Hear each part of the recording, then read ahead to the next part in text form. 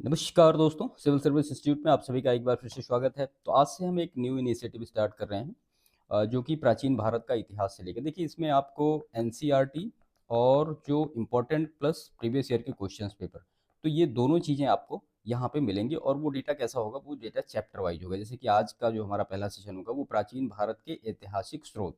अब इसमें सारी डिटेल चीज़ों को समझते हुए अच्छी तरीके से उनको कवर करते हुए फैक्ट के रूप में सारी चीज़ें यहाँ पे लिखी गई हैं, जो कि लास्ट ईयर परीक्षाओं में पूछी भी गई हैं और वैसे भी काफ़ी महत्वपूर्ण चीज़ें हैं जो पूछी जा सकती हैं। तो वो सारी चीज़ें हम यहाँ पे डिस्कस करेंगे, ठीक है? और इसके बाद जो इसके लास्ट ईयर के क्वेश्चंस होंगे वो सारा भी हम डिस्कस करेंगे कि जो इस चैप्टर से मतलब जो ऐतिहासिक स्रोत हैं प्राचीन भारत के, उससे रिलेटेड अगर कोई प्रश्न आया है तो मैं आपको यहाँ पे पॉइंट आउट करता रहूँगा कि हाँ, ये प्रश्न पूछा गया है, ठीक है? तो वन बाय वन सारी चीज़ों को यहाँ पे शुरू करते हैं। आज ये इसका पहला चैप्टर होगा, जो कि प्राचीन भारत के ऐतिहासिक स्रोत से रिलेटेड। और इसके बाद जो हमारा नेक्स्ट टॉपिक होगा वो पाषाण काल से होगा। और ऐसे ही लेके जितने भी प्राचीन भारत के इतिहास के टॉपिक हैं उनको हम पूरी समरी करते रहेंगे। देखिए ये जो सीरीज होगी ये रिवीजन के लिए बहुत बेस्ट होगी। आरओ की परीक्षा के लिए, यूपी पीसीएस की परीक्षा के लिए, या फिर एमपी पीसीएस है, बीपीएससी, कोई भी आप स्टेट पीसीएस आप दीजिए या और कोई भी एग्जाम दीजिए, सब जगह के लिए काफ़ी महत्वपूर्ण चीज़ होने वाली है। और इसकी पीडीएफ आपको हमारे टेलीग्राम चैनल पे शेयर हो जाएगी। आप इसके डिस्क्रिप्शन में जाके उसको ज्वाइन कर सकते हैं। और इसका कोई चार्ज नहीं है, ये फ्री है बिल्कुल। तो चलिए, यहाँ पे सबसे पहली चीज़ तो जो हम समझते हैं वो ये है कि इतिहास इतिहास होता क्या है। बेसिक चीज़ बात है। देखिए इतिहास का मतलब सिर्फ इतना होता है कि काल क्रमिक विवरण, यानी क्रोनोलॉजिकल डिस्क्रिप्शन किसी भी चीज़ का। जैसे कि कोई व्यक्ति है, कोई समाज है, कोई देश है, उससे संबंधित विशिष्ट या सार्वजनिक क्षेत्र की जो घटनाएँ हैं या तथ्य हैं, उनसे रिलेटेड जो क्रोनोलॉजिकल डिस्क्रिप्शन होता है, उसी को हम क्या कहते हैं? हिस्ट्री कहते हैं। बेसिक डेफिनिशन आप सभी को पता भी होगी, ठीक है? अब देखिए हिस्ट्री को बेसिकली 3 पार्ट में डिवाइड किया गया है। एक तो पहला प्री हिस्टोरिक पीरियड है, दूसरा प्रोटो हिस्टोरिक पीरियड है और तीसरा हिस्टोरिक पीरियड है। हिंदी में कहा जाए तो इसको कहा जाता है प्रागैतिहासिक काल, इसको कहा जाता है आद्य ऐतिहासिक काल और इसको कहा जाता है ऐतिहासिक काल। अब आद्य ऐतिहासिक काल जो है वो मानव उत्पत्ति से लेकर 3000 बीसी तक का है। यहाँ पे केवल पुरातात्विक साक्ष्य उपलब्ध हैं, कोई भी रिटन एविडेंस इसके लिए नहीं है, यानी कोई भी लिखित साक्ष्य जो प्री हिस्टोरिक पीरियड में नहीं मिला है। इसके बाद अगर दूसरा आप देखें जिसको कि हम आद्य ऐतिहासिक काल कहते हैं या प्रोटो हिस्टोरिक पीरियड, इसका जो टाइम पीरियड है वो 3000 बीसी से लेकर 600 बीसी तक का ये जाता है। और यहाँ पे रिटन एविडेंस तो हैं, लेकिन वो पढ़े नहीं गए हैं, ठीक है? वो अपठनीय है, आप ऐसा कह सकते हैं। इसके बाद जो आता है वो है हिस्टोरिक पीरियड, जिसका कि टाइम पीरियड 600 बीसी से लेकर आगे तक का है। अब इसमें पुरातात्विक साक्ष्य और साहित्यिक साक्ष्य दोनों उपलब्ध हैं, ठीक है? जिनको कि पढ़ा गया है।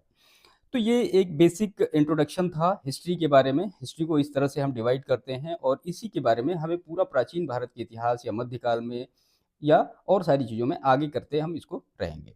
तो चलिए कुछ फैक्ट वाइज़ डेटा हैं जो कि लास्ट ईयर पूछे भी गए हैं। इतिहास के पिता कौन हैं? तो वो हेरोडोटस हैं, कई बार पूछा भी गया है एग्ज़ामिनेशन में। प्रथम वास्तविक पुस्तक, ठीक है, प्राचीन भारत की यानी फॉर एंशिएंट हिस्ट्री कौन-सी है? वो रजत रंगिणी है, याद रखिएगा। बहुत कन्फ्यूजन उसमें होता है, ठीक है? यानी जो प्रथम वास्तविक पुस्तक कौन-सी है? वो रजत रंगिणी है। इसके बाद उत्कीर्ण चिन्ह वाले प्राचीनतम सिक्कों को क्या कहा जाता है? तो उनको कहा जाता है पंच मार्क कॉइन, जिसको कि हम कहते हैं आहत सिक्के, ठीक है? और सिक्कों के अध्ययन को क्या कहा जाता है? तो उनको मुद्रा शास्त्र कहा जाता है। ये फैक्ट पूछा गया है, ठीक है? इसके बाद भारत में प्रागैतिहासिक खोज प्रारंभ करने का श्रेय किसको जाता है? तो वो जाता है डॉक्टर प्राइम रोज को। एंशिएंट हिस्ट्री को जानने के लिए प्रमुख स्रोत क्या-क्या हैं? तो धार्मिक ग्रंथ हैं, ऐतिहासिक ग्रंथ हैं, पुरातात्विक साक्ष्य हैं और फिर पर्टिकुलर कुछ विदेशी विवरण हैं। उनसे हम जो एंशिएंट हिस्ट्री है उसको ये जानने का प्रमुख स्रोत है। ब्राह्मी लिपि को सर्वप्रथम किसने पढ़ा? तो वो पढ़ा जेम्स प्रिंसेप ने 1837 में। ये प्रश्न पूछा गया है। भारत के प्राचीनतम ग्रंथ वेदों के संकलनकर्ता कौन है? तो वो है महर्षि Krishna Dvaipayan Ved Vyas. Pre historic India book किसके द्वारा लिखी गई है? स्टुअर्ट पिगट के द्वारा लिखी गई। ये यूपी पीसीएस में एक बार मैच करने के लिए पूछा गया है। प्री हिस्टोरिक इंडिया बुक किसके द्वारा लिखी गई है? तो वो स्टुअर्ट पिगट के द्वारा लिखी गई है। चीनी यात्रियों ने अपने यात्रा वृत्तांतों में भारत का क्या नाम दिया है? तो वो दिया है इंतु, ठीक है? इसके बाद जो दूसरी चीज़ है इसमें, उत्कीर्ण लेखों के अध्ययन को क्या कहा जाता है? तो उसको कहा जाता है अभिलेख शास्त्र, यानी एपिग्राफी कहा जाता है। सर्वप्रथम भारत नाम का उल्लेख किस अभिलेख में है? तो वो हाथी गुम्फा अभिलेख से भारतवर्ष नाम का अभिलेख मिला है। प्राचीन भारत का सर्वप्रथम सुनियोजित इतिहास किसने तैयार किया? तो वो किया है बी ए स्मिथ ने। पौराणिक मान्यताओं के अनुसार भारत के प्राचीनतम राजा कौन थे? तो वो वैवस्वत मनु थे। वायु पुराण में उल्लेख किस किस वंश का है, तो गुप्त वंश का है और शुंग वंश का है। गुप्त वंश की जानकारी हमें नारद स्मृति से मिलती है, ठीक है, और शुंग वंश ये यहाँ पे है। इन दोनों का जो उल्लेख है ये किसमें, वायु पुराण में दिया गया है। कौटिल्य के अर्थशास्त्र से मौर्य वंश के इतिहास की जानकारी मिलती है, और मौर्य वंश विष्णु पुराण से, जो विष्णु पुराण ग्रंथ है उससे संबंधित है। जैन धर्म का प्रारंभिक इतिहास कल्प सूत्र से लिया गया है, और मत्स्य पुराण ये किस वंश से संबंधित है, आंध्र सातवाहन वंश से रिलेटेड है। खरोष्टी लिपि जो है वो दाएं से बाएं लिखी जाती है, और स्मृति ग्रंथों में सबसे प्राचीन और प्रामाणिक पुस्तक कौन सी है, वो है मनुस्मृति, ठीक है। और ये शुंग काल के लिए एक मानक ग्रंथ है मनुस्मृति। पुरालेख विद्या में क्या किया जाता है, शिलालेखों का अध्ययन किया जाता है। और पुरावशेष का महानतम अन्वेषक किसको कहा जाता है, तो वो डार्विन को कहा जाता है। इब्न बतूता का यात्रा वृत्तांत किसमें है, तो वो रेहला में है। देखिए जो इब्न बतूता था ये मोहम्मद बिन तुगलक के दरबार में आया था, और बाद में उसने तुगलक ने इसको दिल्ली का काजी नियुक्त किया था। हुएनसांग ने नालंदा विश्वविद्यालय में बौद्ध धर्म का अध्ययन किया था। महाभारत के बारे में कुछ महत्वपूर्ण फैक्ट देख लेते हैं। तो प्रारंभिक उल्लेख जो है इसका ये आश्वलायन सूत्र में मिलता है, और प्रारंभ में इसमें 8800 श्लोक थे जब इसको जय संहिता कहा जाता था। कुछ समय पश्चात 24,000 श्लोक हुए तब उसका नाम भारत हुआ, और अंत में 1,00,000 श्लोक हुए तब इसको सत सहस्त्री संहिता या महाभारत के नाम से जाना जाने लगा। काफी इंपॉर्टेंट फैक्ट है, पूछा जा सकता है। बौद्ध स्तंभ लेख से शुंग काल की हमें जानकारी मिलती है। हुएनसांग का यात्रा वृत्तांत क्या है, सीयू की, ये प्रश्न पूछा गया है। किताबुल हिंद किसकी रचना है, अल बरूनी की रचना है, ये भी प्रश्न पूछा गया है। मार्को पोलो द्वारा पांड्य राजवंश की यात्रा का उल्लेख किया गया है, ये प्रश्न भी पूछा गया है। पतंजलि के महाभाष्य से शुंग वंश का इतिहास की हमें जानकारी मिलती है, ठीक है। इसके बाद कुछ प्रमुख अभिलेख हैं और उनसे रिलेटेड जो शासक हैं, महत्वपूर्ण डेटा है, सीधा सीधा कई बार मैच करने के लिए पूछा जाता है। तो हाथी गुम्फा अभिलेख खारवेल कलिंग नरेश था उससे रिलेटेड है। ऐहोल अभिलेख पुलकेशन द्वितीय से रिलेटेड है। नासिक अभिलेख गौतमी बलश्री से रिलेटेड है। जूनागढ़ अभिलेख रुद्रदामन से रिलेटेड है। प्रयाग स्तंभ समुद्रगुप्त से रिलेटेड है। मंदसौर अभिलेख यशोवर्मन से रिलेटेड जो कि मालवा नरेश था।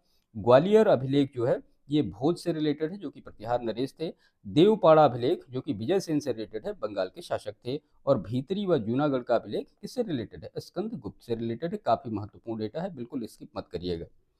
इसके बाद कुछ 3 जो चीनी लेखक हैं उनसे रिलेटेड महत्वपूर्ण चीजें देख लेते हैं। तो सबसे पहला हम फाहियान के बारे में देखेंगे। टाइम पीरियड 399 से लेकर 414 एडी तक का। इनकी रचना है भारत दशा का विवरण, इनकी रचना का नाम है। प्रथम चीनी यात्री थे भारत में चंद्रगुप्त विक्रमादित्य द्वितीय के टाइम पीरियड में ये आए थे, और इन्होंने बताया कि गुप्त काल में वस्तु विनिमय जो है वो कौड़ियों से होता था। और चंद्रगुप्त मौर्य का जो राजप्रसाद यानी जो राजमहल था वो देव निर्मित बताया, किसने, फाहियान ने बताया। तो ये कुछ फाहियान के विवरण है, इंपॉर्टेंट है, कई बार ये सन वन मैच करने के लिए आया है सीधा सीधा। इसके बाद हुएनसांग की बात करें तो 629 से लेकर 645 एडी तक का टाइम पीरियड, इनकी रचना है सी यू की। इसका मतलब है कि पाश्चात्य संसार का लेख। हर्षवर्धन के समय ये भारत आए, और हर्षवर्धन को इन्होंने शिलादित्य की उपाधि दी, किसने, हुएनसांग ने।